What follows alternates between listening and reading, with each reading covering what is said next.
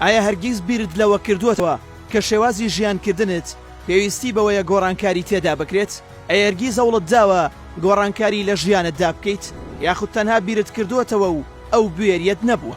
گۆڕانکاری لە خودی خۆت و ژیانکردنت بێگومان کارێکە دەبێت هەمووان ئەنجامی بدەن، چونکە ئەگەر وانەکەن ئەوە هەرگیز ناتوانن بەرەو پێش بچن، بە ئاسانی لە ژیانکردنمان و کارەکانمان و تەواوی ژیانمان بێزار دەبین. بۆ ئەوەش دەکرێت لە چەند شتێکی بچووکی ژیانەوە دەست پێ بکەین. بۆ نمونە دەتوانیت کە چاودێری دەرونی خۆت و شێوازی ژیانکردنت بکەیت، بە دوای لاوازترین خاڵی خۆتدا بگەڕیت، ئەمەش بۆ ئەوەی بتوانیت ڕوبەڕووی ببیتەوە و چارەسەری بکەیت. بۆ نمونە تۆ کەسێکی توانات نییە لەگەڵ تیمی کارەکەتدا مامەڵە بکەیت، یاخود بوێری ئەوەت نییە کە هەوڵ بدەیت بۆ بەدیهێنانی ئامانجەکەت یان دوای دەخەیت، ئەوە لە ئێستاوە هەوڵ بدە کە ڕوبەڕوویان ببیتەوە، چونکە ئەگەروانەکەیت ئەوە هەمیشە لەناو ئەو ترس و دڵەڕاوکێیەدا دەمێنیتەوە.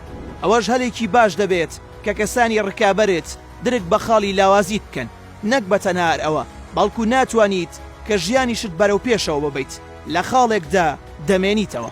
خاڵێکی تری گرنگ ئەوەیە کە لە کاتی بڕیاردانتدا دەست بەجێ لەو کاتەی خۆیتدا بڕیارەکە بدەیت و دوای نەخەیت، چونکە لەوانەیە دواتر بۆ چوونەکەت بگۆڕێت، تووشی زیانێکی گەورە و پەشیمانی ببیتەوە.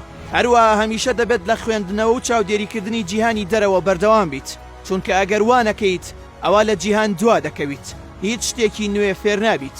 دواتریش ئەمە دەبێتە خویەک و واد لێ دەکات کە ببیتە کەسێکی نەزان، وەیە هەر ئێستا دەست پێ بکە و بخوێنەرەوە. لە هەموو ئەوانەش گرنگتر هەڵەکانت قبول بکە، هەوڵ بدە هەمیشە چاکیان بکەیتەوە، وانەیان لێوەربگریت. جگە لەوانەش پێویستە هەمیشە بەردەوام ڕاهێنان لەسەر گۆڕانکاری نوێ بکەیت، بۆ ئەوەی کە گۆڕان ببێتە سیستەمێکی خویەکی ژیانت، هەمیشە لە بەرەو پێشچوون دابیت و بەردەوام بیت.